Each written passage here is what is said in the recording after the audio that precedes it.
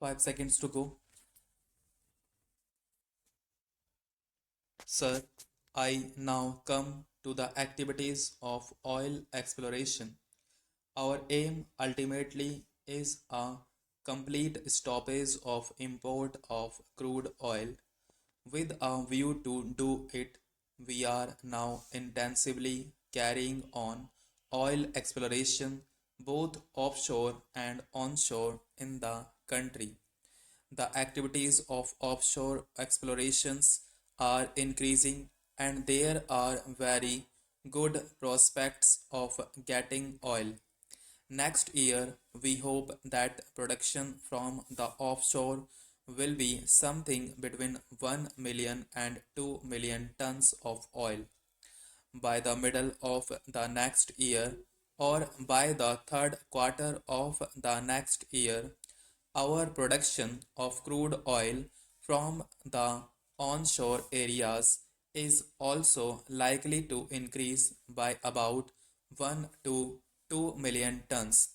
Just now, when we are importing about two-thirds of our consumption, we hope that by the end of the next year, this proportion will be substantially reduced. It is quite possible that we may then produce about 40% of our crude oil by the end of this year and import about 50%. If discovery of oil and production program goes on like this within 3 years, we hope the situation will very much improve. By the end of next year, we hope we shall be able to produce as much oil as we would require. Sir, such a situation in the exploration is due to the fact that the Oil and Natural Gas Commission has made rapid advances towards new technology both onshore and offshore. I am glad to inform the House that we are now knowing much more the difficulties of oil exploration than what we knew about a few years ago. We do not hesitate to exchange knowledge with those who have it, although there are sometimes difficulties in bargaining with such parties who know more about it than us. Now, with regard to increasing the number of refineries, it is very difficult just now to commit the government to anything like that. There are two refineries in Assam. A third one is coming up. With these, we hope to process as much crude oil as will be possible for us to do. We are already committed to transport 2 million tons of crude oil to Bihar.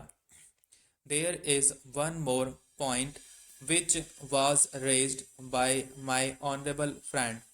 I want to inform the House that the public sector units are increasing the quantity and quality of our medicines. These are badly required. The House may be aware that very recently there was acute scarcity of blood pressure medicines. These tablets were neither available in our country nor are we getting it from the Western countries. We managed to get the bulk product, and now you will be glad to know that the public sector is producing blood pressure tablets. In this manner, we are increasing our sphere of activity. Further, fertilizer prices have already been reduced by about rupees 80 depending on different types of fertilizers. There is a large program of having plants under public sector fertilizer industry.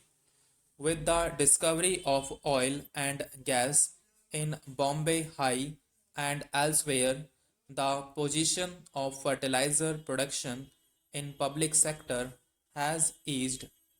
So far, we have been depending on fuel oil, coal, and also some quantities of naphtha for producing fertilizer. We did not want to import furnace oil and naphtha for our fertilizer plants. As more oil and gas are expected to be produced from Bombay High, we hope it will be easier and cheaper for us to produce fertilizer. We hope to get as much gas and oil from these prospective areas as is possible so that by the end of the next year we may be able to have 8 million tons of fertilizer for our people. Sir, I hope that this program, which is initiated by the Prime Minister, will receive very serious consideration not only from our party but from opposition parties also. So far as our party is concerned, we are very seriously engaged in modifying our own organization, bringing about improvements in our own organization, creating a new pattern of cooperation between the government and the people to move faster to satisfy the aspirations of the people as well. Sir, as honorable members are well aware, the production of coffee is of great importance not only to the coffee consumers but also to the national interest of the country. It is a fact that not only the internal consumption of coffee has increased, but also Indian coffee is loved for its quality in outside countries. Though it is not an export commodity bringing in foreign exchange in very large dimensions, it does not bring in a fairly good income to the growers, and it is in our interest to develop the coffee industry. With that view, we have brought forward this measure and we are making principally two structural amendments in the original scheme of the Coffee Board. Sir, taking the amendments short to be made by this bill serially, I would first invite attention to clause 6 of the bill, which deals with the structure of the new board.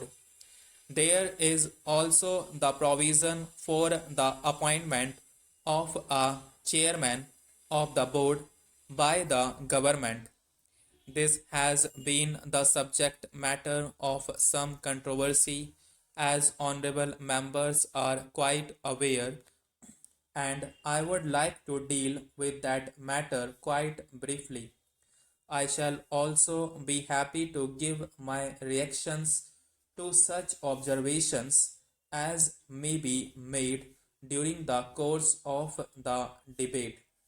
Sir, during the current year, we could find it possible to increase the quota because production was higher than before, and we want to go ahead than we did so far in increasing production.